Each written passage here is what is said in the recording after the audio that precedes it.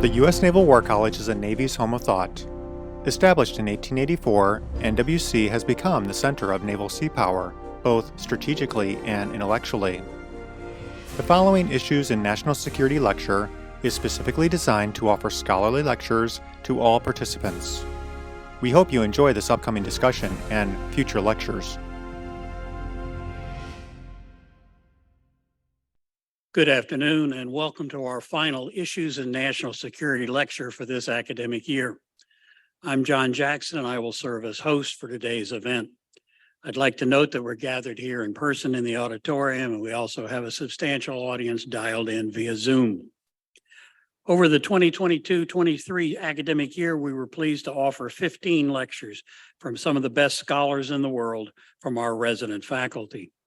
I believe we accomplished our stated goal to share a portion of the Naval War College's academic experience with the spouses and significant others of our student body and with the entire Naval War College extended family, including members of the Naval War College Foundation, international sponsors, civilian employees, colleagues throughout Naval Station Newport, and members of the military spouses of Newport. We will be providing certificates of completion upon request to all participants who have attended at least 70% of the offered lecture. That's 11 of the 15. Participation could have been in person, via Zoom, or even by watching the lectures when they were posted on YouTube. If you have earned a certificate, please send an email to me or to Commander Pagano in the Public Affairs Office, identifying the full name you wish to have on the document and a mailing address to which the certificate should be sent. We plan to initiate another series of lectures in the fall of 2023, so stand by for announcements early next academic year. During the presentation that follows, our virtual participants should feel free to ask questions using the chat feature of Zoom, and we will welcome questions from our audience at the conclusion of the panel's remarks. Please use the microphones located at each seat so all of us, including our virtual participants, can hear the questions. Okay, on with our main event. One of the college's most effective and prestigious programs is the Maritime Advanced Warfighting School, known as SWOS. This 13-month-long program is completed in conjunction with the College of Naval Command and Staff curriculum. The intent is to develop strategic and operational leaders with the skills required to plan, execute, and assess combined joint and naval operations. This afternoon, a team of distinguished SWOS faculty members will provide a fascinating look back 20 years to the planning and execution of Operation Iraqi Freedom. We've got a lot of ground to cover, so let me step back and turn the microphone over to Dr. Don Thieme, who will moderate the discussion. Don, over to you, sir. Thank you so much for your time and your attention.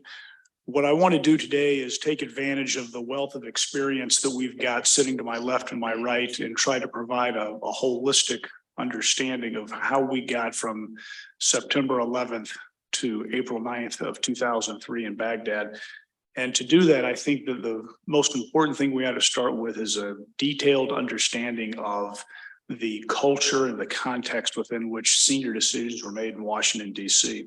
And so what I'd like to do is turn this over to Professor Gardner, who served in an incredibly responsibility-laden position working for the Commandant of the Marine Corps. And let's take advantage of some of his insights first.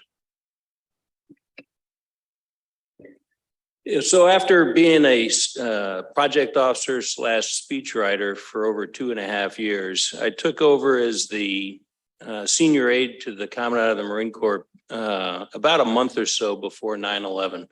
So prior to 9/11, I thought I had a fairly good handle on how the building worked. When 9/11 happened, everything I thought I knew changed, or almost everything I knew. And so my role here today is to provide context to the Washington operating environment because it matters in terms of how the planning was done. And the first thing I would say is personalities matter. Secretary Rumsfeld had taken over in 2000, and as a second tour, first ever second tour SecDef. And with that, uniqueness of coming to the job a second time, there was expectations that went with that in the sense that he didn't need the time to learn the job. He already knew the job, and but what came with that was a little bit of what I think of as uncertainty as to how he was going to do it. That uncertainty immediately ran into issues in the sense that he was the lone political appointee in the building for months. All the other political appointee positions remained open for a longer than usual period of time. And during that period where he was the lone appointee, he consolidated procedures and power in the office and in himself in a way that hadn't been seen since McNamara or Forrest. And so there was what I think was a historic change to the way his office worked that was largely resulting from the fact that he was the only appointee in the building at the time. And with that, he applied his will on the people and the processes in the building in a way that had both good and bad aspects to it, I think is the way I would put it. One of the first things he started pushing for was transformation. And it's somewhat undefined even today, I think, as to what transformation was. But in an organization that is centered on programs and producing policies and buying things for the Department of Defense, if you had a program that wasn't seen as transformational, it was at risk. And so the inside the building, there was a level of angst that came with that. That transformation also created operational expectations that came to fruition later, I think, when it came to the planning itself. The other thing, and the slide here, the slide here shows it. There were, 9/11 was a national traumatic event. But what a lot of people don't remember is that there were others, especially in the Washington, D.C. area, that went on at the same time. So we had a sniper or two snipers running around D.C. shooting people at gas stations. We had anthrax in the mail going to multiple buildings across Washington. And then at one point there was a classified information leak, which in today's world where they happen almost daily, it seems like, back then it was very unusual and it caused a lot of angst. The implications for national leaders was that they had an obligation and a requirement to reassure the nation following 9/11. And to give you a sense of what that meant, after 9/11, I did 13 trips with the Commandant between 9/11 and December 23. And multiple trips to New York City, walked ground zero as they were excavating out the remainder of the people that they could find, along with at least 2 trips overseas. And the wear and tear that goes with 13 trips in a fairly short period of time is fairly high.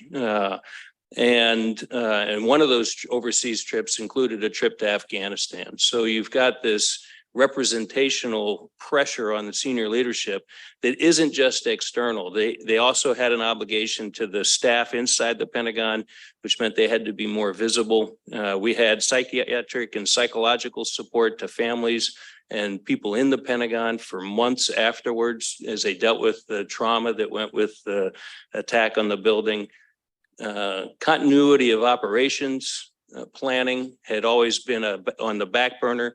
That became a much bigger effort, which also became an added distraction in terms of planning. And to give you a sense of the classified information leak issues, that became a scheduling event because the Air Force Office of Special Investigations was essentially on a witch hunt throughout the building to figure out what happened. And so there was this constant repeat of these things. And then from an anthrax standpoint, what a lot of people don't realize is all the mail going to the Pentagon ended up getting radiated to kill off the anthrax, which doesn't sound too bad until you get some picture that was probably of great importance to somebody, but it's been burnt to a crisp because of the radiation.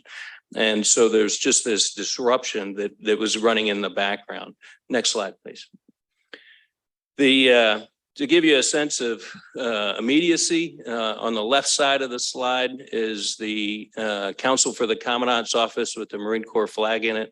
My son's godfather was in the room, and they all made it out safely, although there was a little bit of drama in the process. And then I was standing in front of that section of the building when it finally collapsed later that day.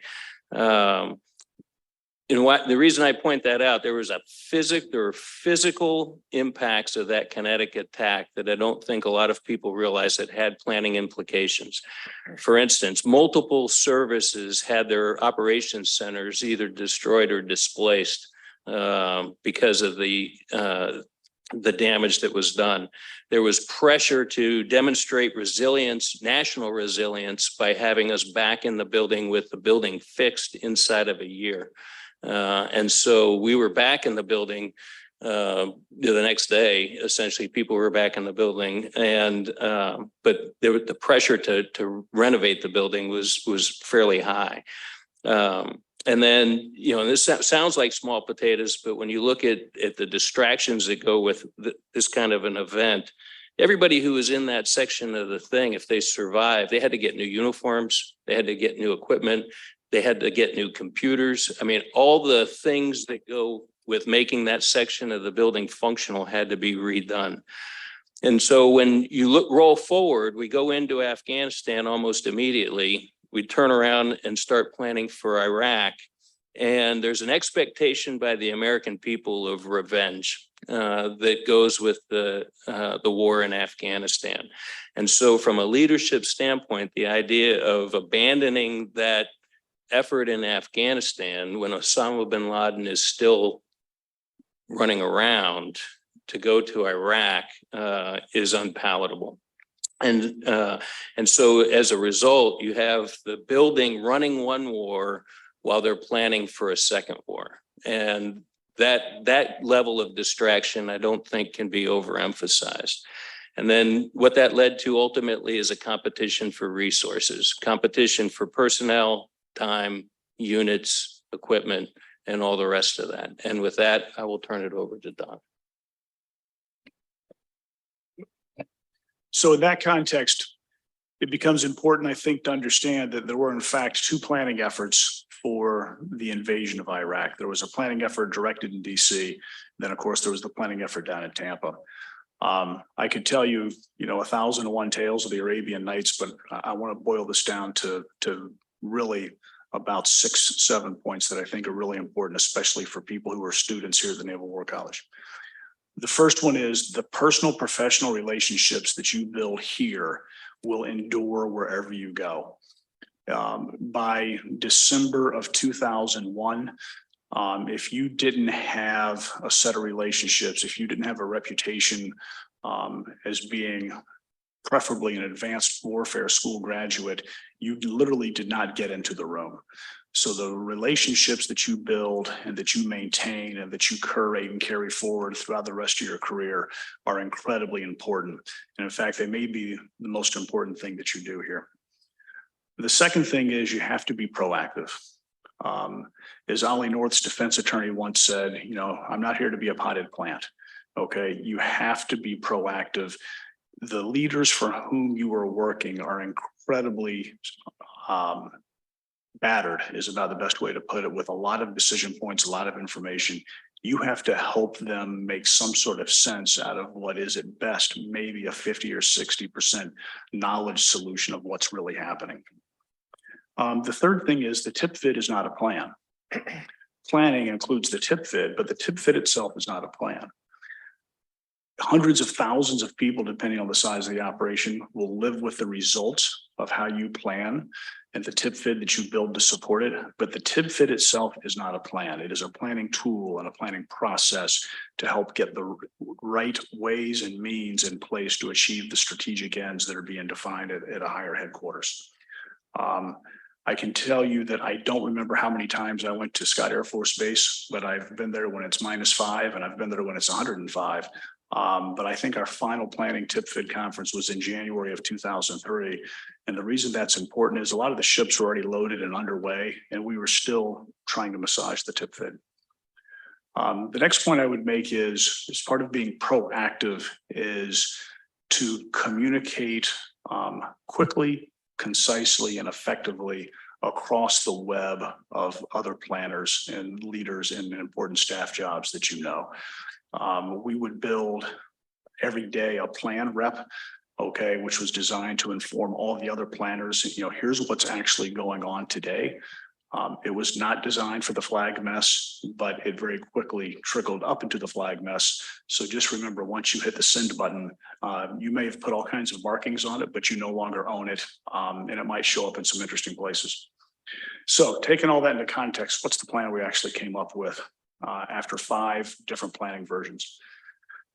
Basically, what we had was 4 vectors, if you will.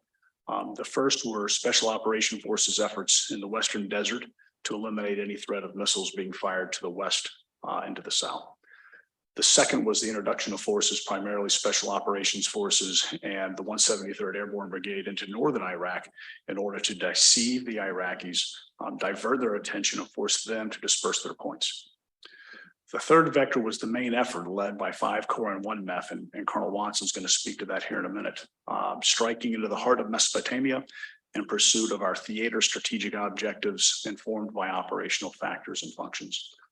And finally, from the sea, as you'll hear Commander Sullivan and Captain Senenko talk about, the fourth vector was the assurance of both power projection and sustainment, as well as the delivery of fires from a variety of platforms in support of on-the-ground efforts across all of Iraq. And lastly, while it may look nice and neat on this slide, from the desert in Jordan to Kuwait City is about 1,400 kilometers. And from Zako up on the northern Iraqi-Turkish border to Kuwait City is another 1,200 kilometers. And so what that means is, you know, these are not small distances, and the forces have to get there and then operate in a dispersed manner, yet with integrated and synchronized effects against central targets across time, space, enemy strength, and will.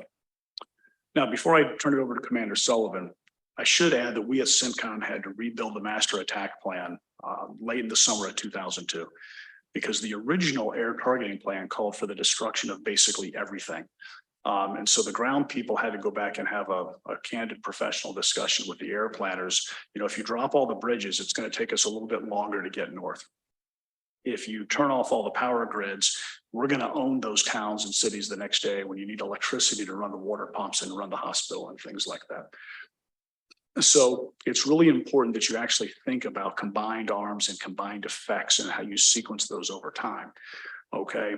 And it's a part of the application of operational art to maximize the effectiveness of thousands of DEMPs, their sourcing and their sequencing. And with that, Commander Sullivan.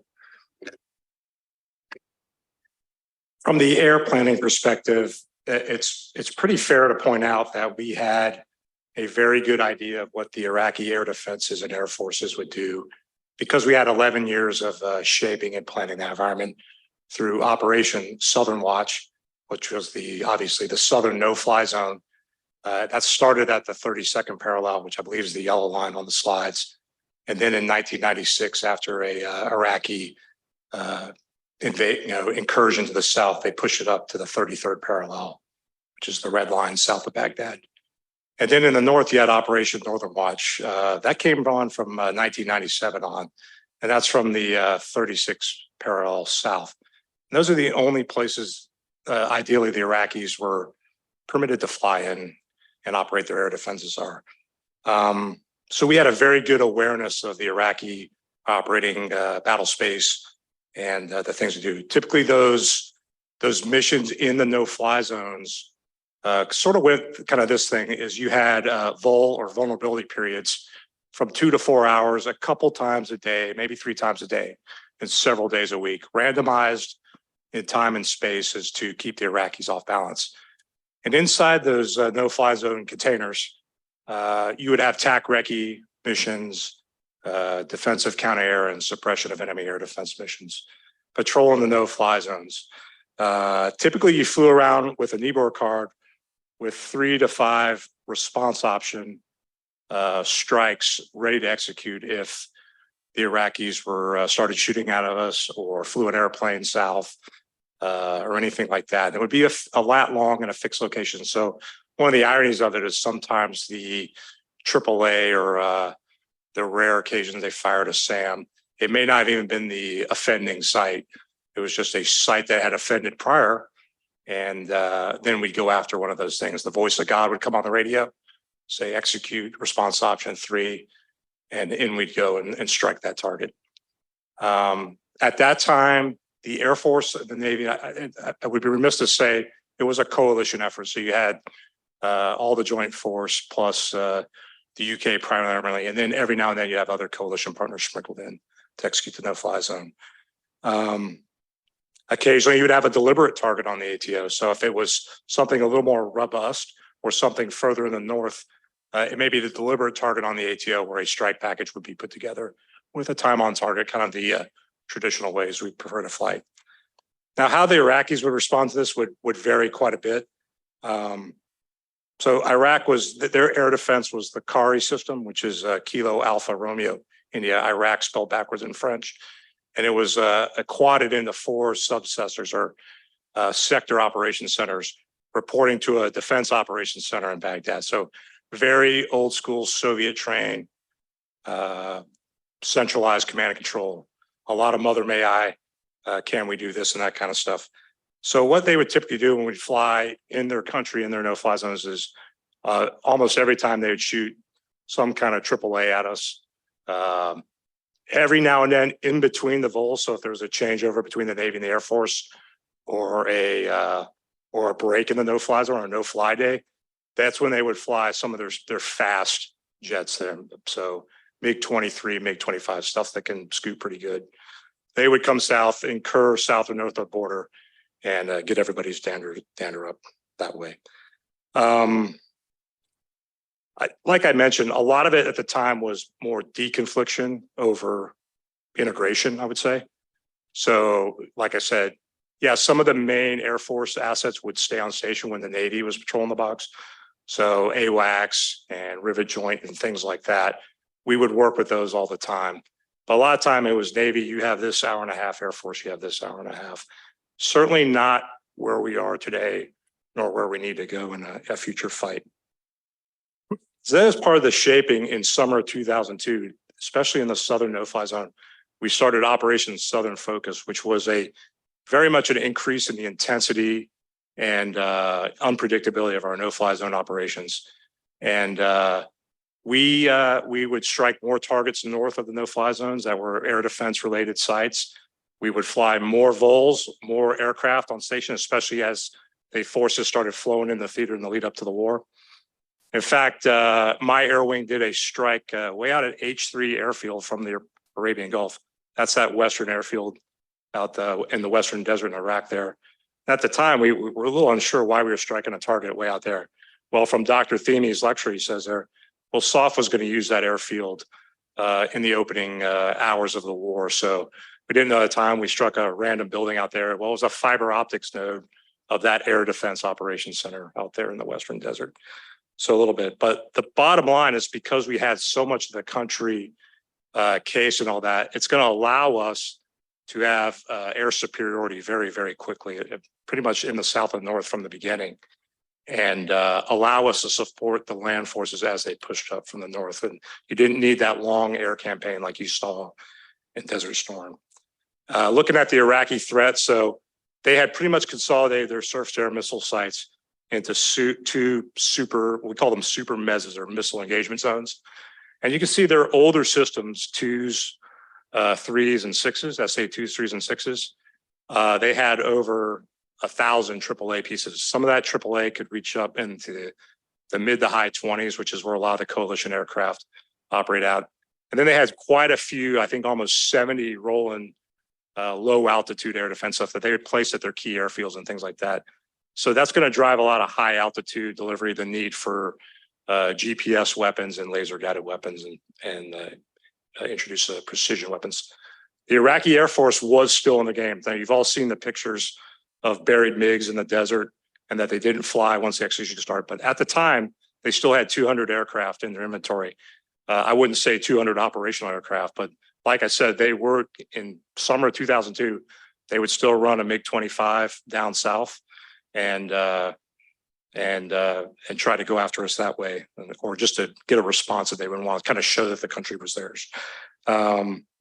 Just for some stats from that no-fly zone enforcement, even though we were 11 years in the South, the last time we shot down an airplane violating no-fly zone was 1993.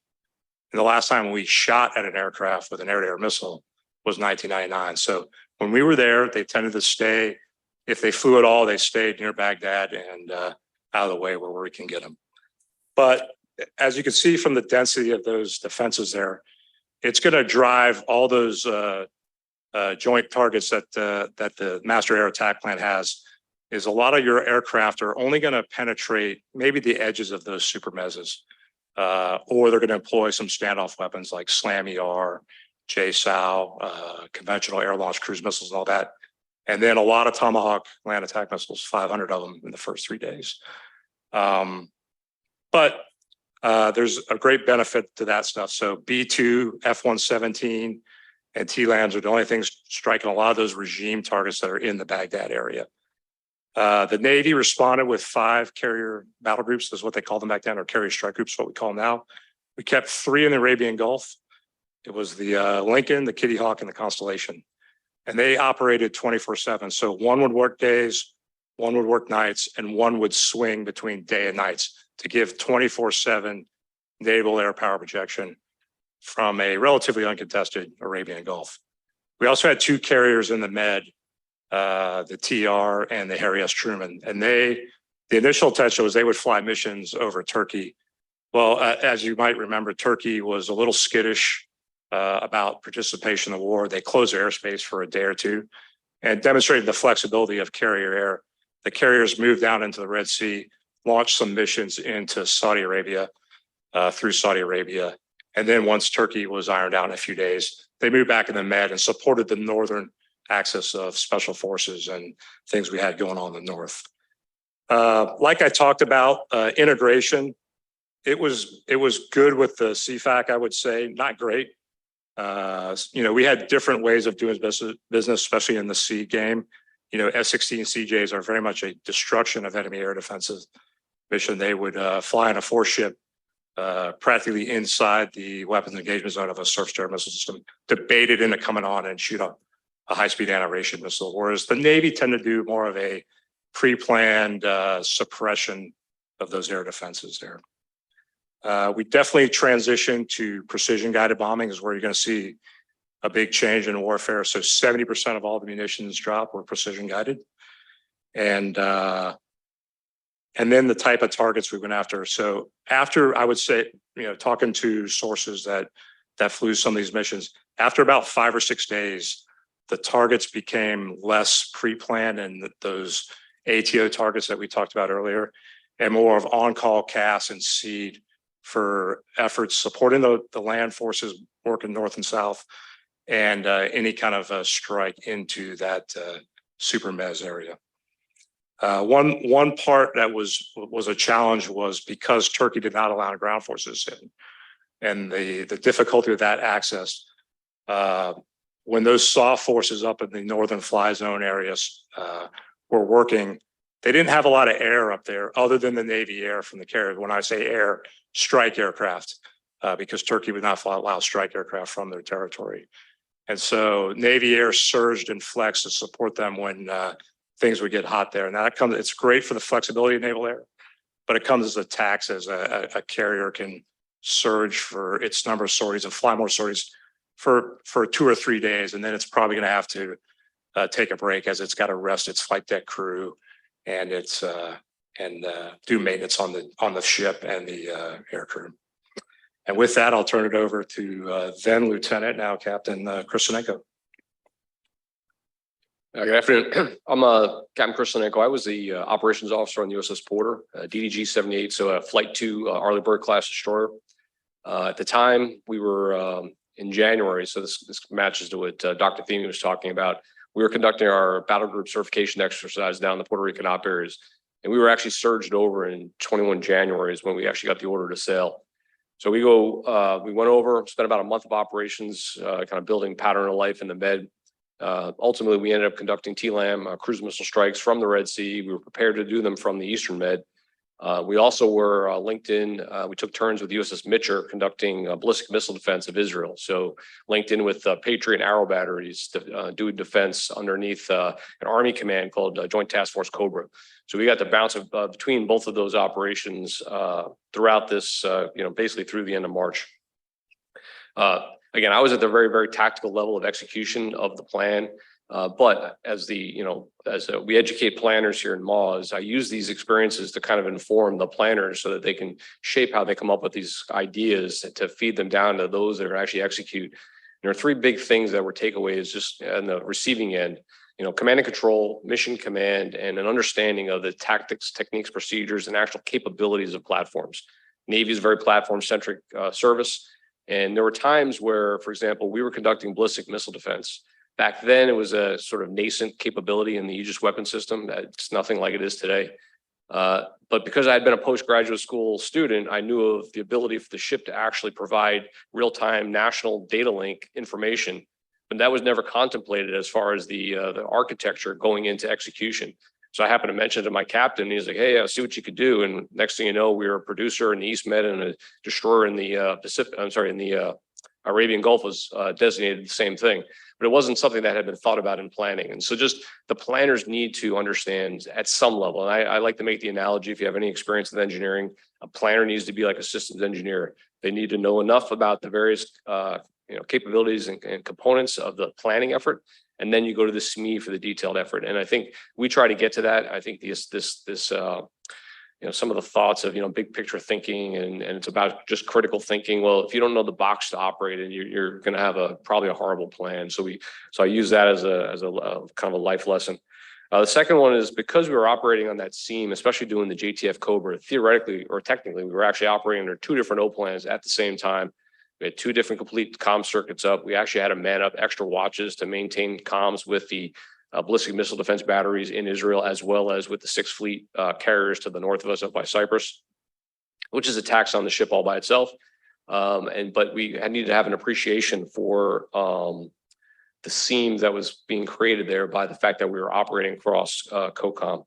And it comes out now in the education and planning. It's that command and control piece, the who works for who, is sort of the thing that's done last. I think a lot of times nowadays we try to take a command and control structure and shoehorn it into what we're trying to do, as opposed to doing that last. And I think we'd have a lot different concepts of operations if we think about the command and control last. And I saw that as a kind of a challenge for us in execution. And the last one, which I think is a kind of a critical one, is the Navy today, understandably so, pushes mission command is a thing. The idea that a commander can execute the commander's intent, and the loss of comms, loss of, sort of direct link with the boss. I would argue that we are still pretty poor about that, because on the night that the war kicked off, if we had lost all comms and we lost data links, I would have no idea what the ship was supposed to do, because we were constantly getting told to go here, do this, day by day, hour by hour. And so this idea of mission command sounds great, but we need to make sure that the planners understand how to make that a thing in the plans that they create. The vignette here was, we had a chief who had been a former shipmate who actually sent a copy electronically on the right class. It wasn't violating any classification rules. Sent it to all the ships of the copy of the O plan, the 1003 Victor. And he was almost sent to Admiral's Mess for doing it. And that was the only way we had a better idea of what was going on broadly in the theater, was by getting our hands on that copy. It was not shared with us. The example that Dr. Thieme used about SOF operating in the West, by doing ballistic missile defense off of Israel and our radar, the way it was tuned, we could actually track things flying around over the Western desert. I had no idea what they were. We would sit there and watch at night and go, something just left Jordan. Something went back into Jordan several hours later. And we really were never clued in on what that was. I mean, now, read the histories, I understand what I was tracking, but at the time it was never shared with the ships that potentially could do something about, assisting if there was ever a challenge or ever a problem. And so that idea of mission command is a good goal. I just think that the planning and the planners and the plans that are created have to enable it. And it's part of the education process, I think, for us as we do the models program. I think that's all I have.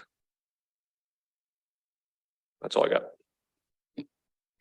So again, it's really important to understand that integrating the desired effects of strikes, maneuver, and then how can you exploit that to operational effect is hard to think your way through.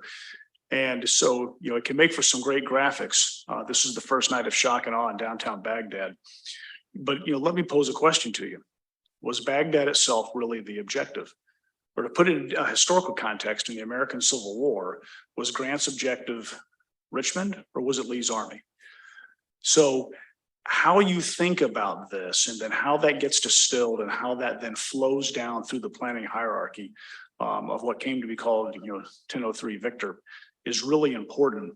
And I just wanted to tee this up for you in terms of how do you bring all this together? And then how do you make sure that people running off a flight deck or running a DDG, or the operations officer for a battalion actually understand where they fit and how this all goes together? What I will tell you is our next speaker, Colonel Craig Watson, can tell you how his battalion ended up way north of Baghdad in Samar. And yet I can tell you that at the final confirmation brief, the senior Army and Marine commanders parted with a "see you in Baghdad" and the loser buys.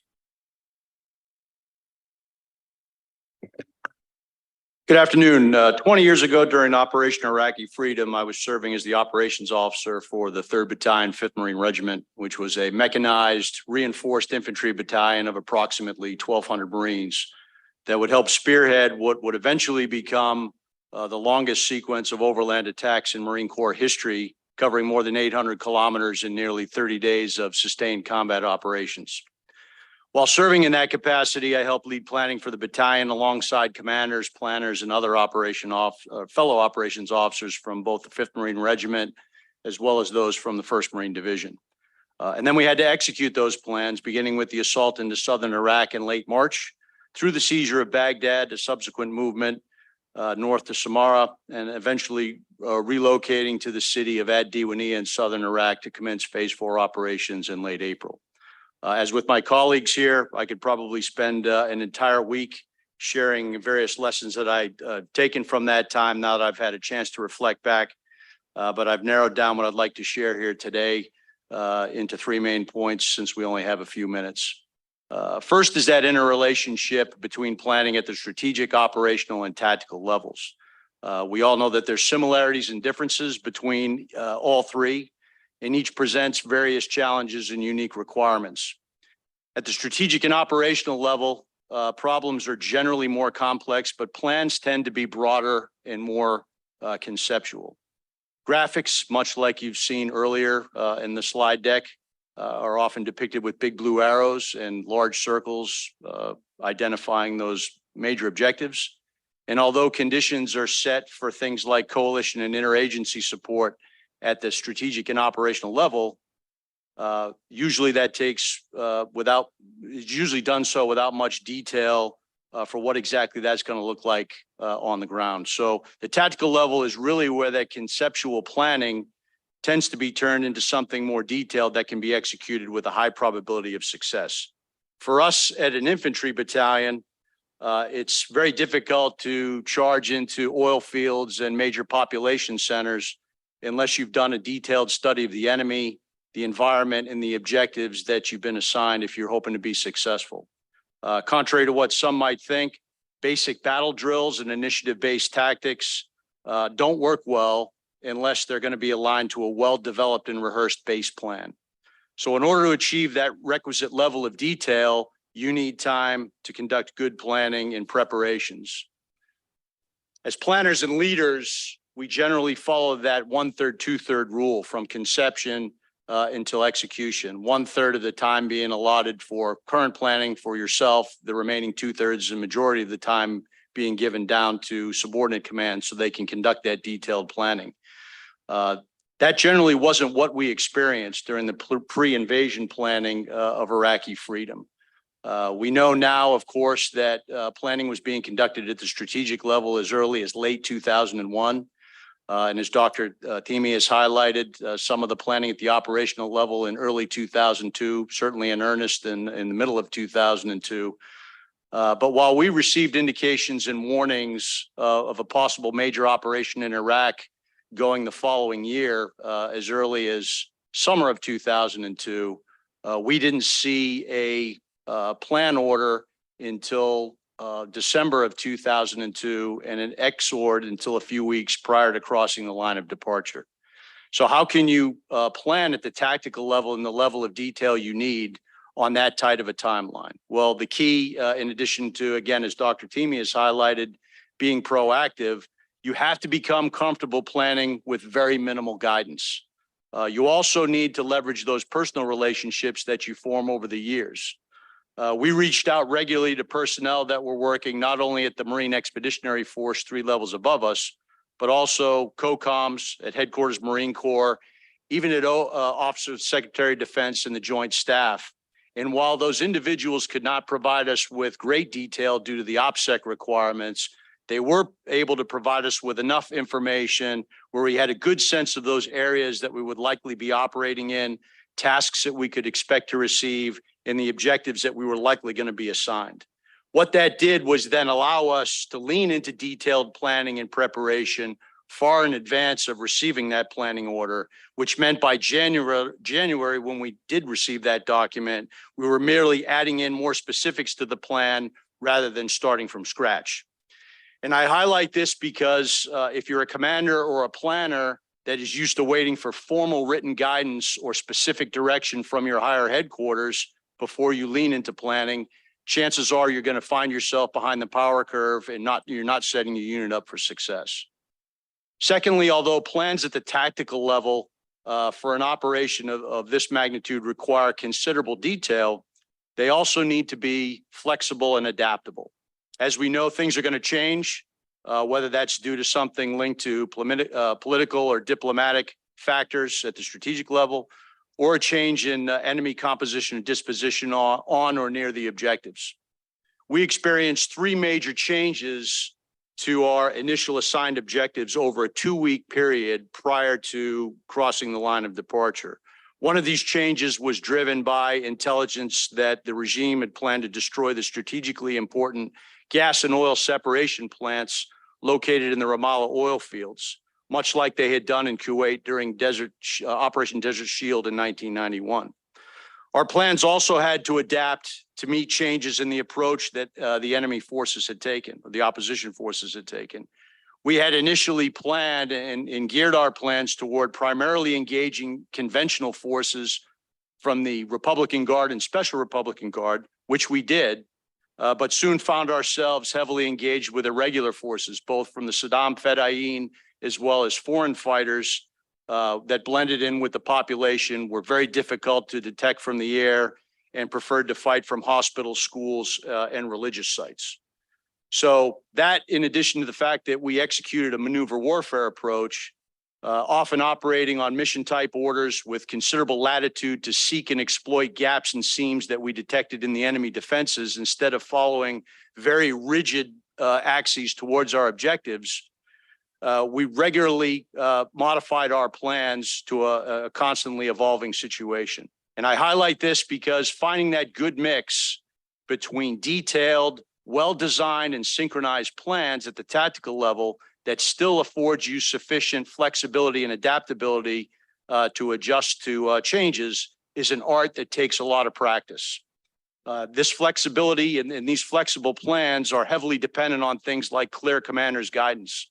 Unfortunately, we were blessed with having a regimental commander who was then Colonel Joseph Dunford and a division commander who was then Major General James Mattis. So clear guidance and direction and commander's intent was never really an issue for us.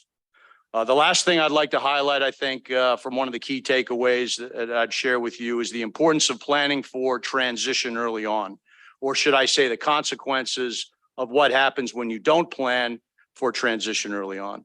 I think the commanders and planners do a great job, and we saw it in Iraqi Freedom, of focusing on what they feel is going to be the decisive action needed to defeat the enemy and accomplish the mission at hand.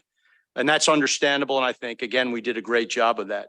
What we experienced, however, was a clear failure to sufficiently plan for transition to stability and support operations far enough in advance to ensure that we were going to have the right resources and expertise on hand, supported by that credible and consistent messaging to the Iraqi people.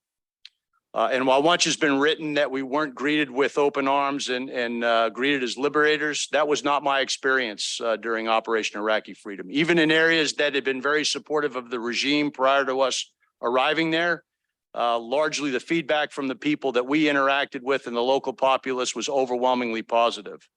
That trust and support that we had gained in March and April, however, quickly started to vanish when there was little or no essential services, food distribution, governance, or security for weeks or months on end. So I think this is something that helped fuel support for the subsequent insurgency that we saw in the coming years.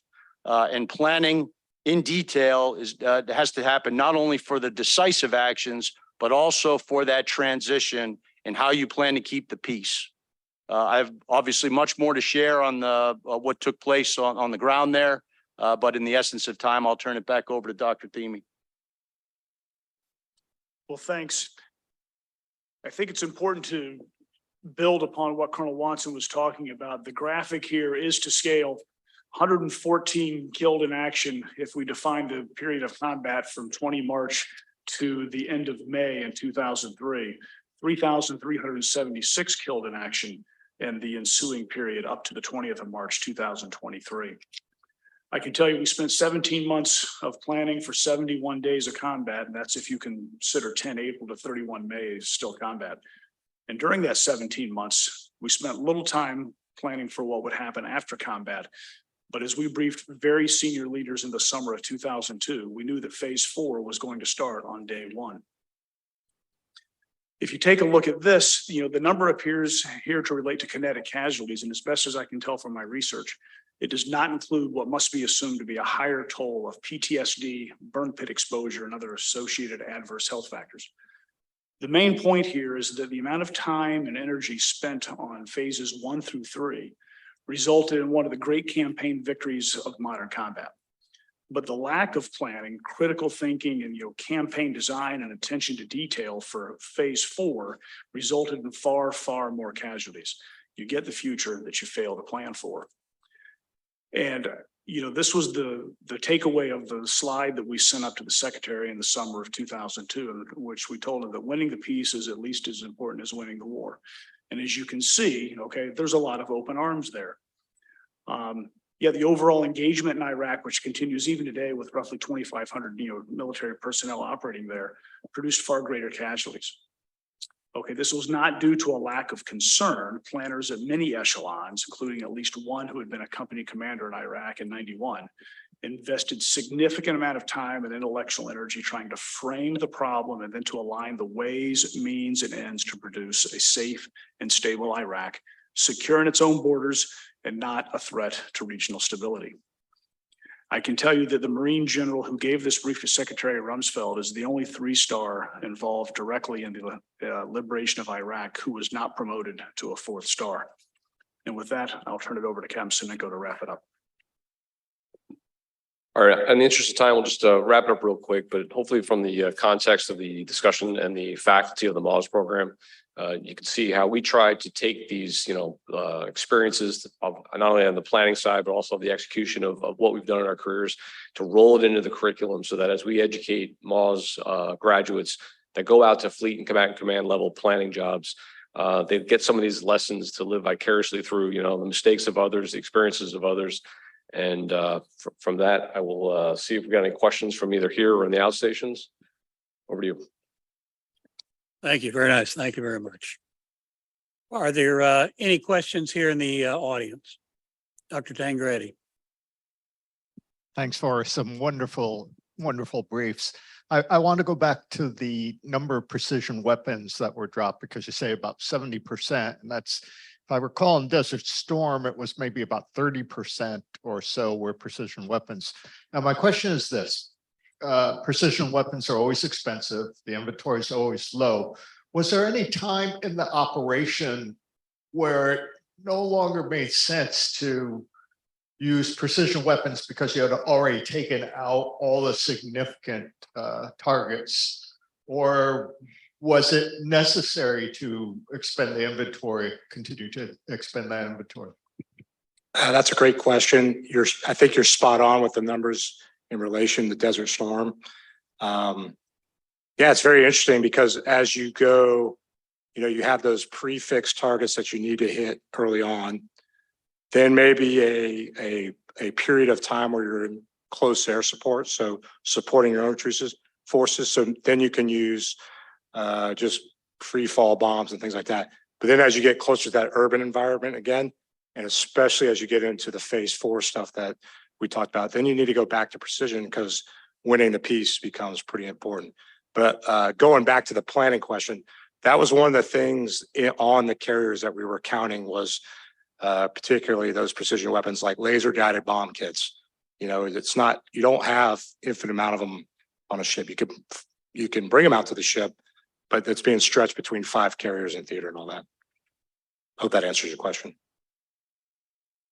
I can add to that as well. I think from a ground combat perspective there, we didn't use as many precision weapons at our level that we would see when we came back in 2006. In fact, we used a lot of conventional munitions. There was a lot of dual purpose and improved conventional munitions that we used that were essentially scatterable mines, which did a great job of actually shattering a number of counterattacks that the enemy had conducted. But again, most of the fighting that we saw, conventional munitions and a lot of stuff, artillery, entire artillery regiment firing. So although a lot of that may have happened in areas beyond what we were operating in, most of the stuff that we used was conventional.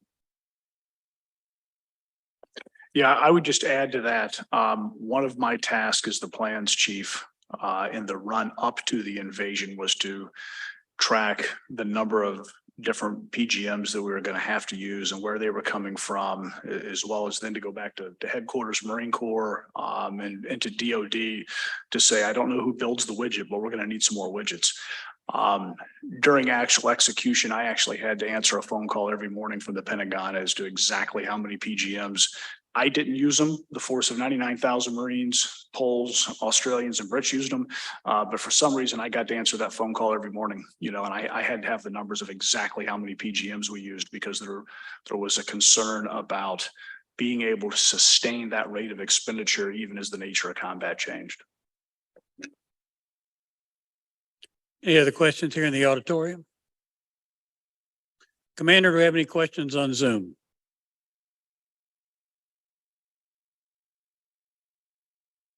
No, apparently not. Are there any closing remarks that you'd like to make before we wrap up?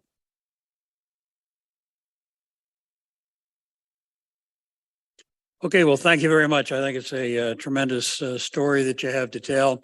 We will archive this and hope that as many of our students as possible can take advantage of the experience that's been exposed here. So again, if you have an interest in a certificate of completion for the Issues in National Security lecture series, be sure to send an email to myself or to the public affairs officer. And if you get them in by the 1st of June, then we will produce the document. So once again, thank you very much.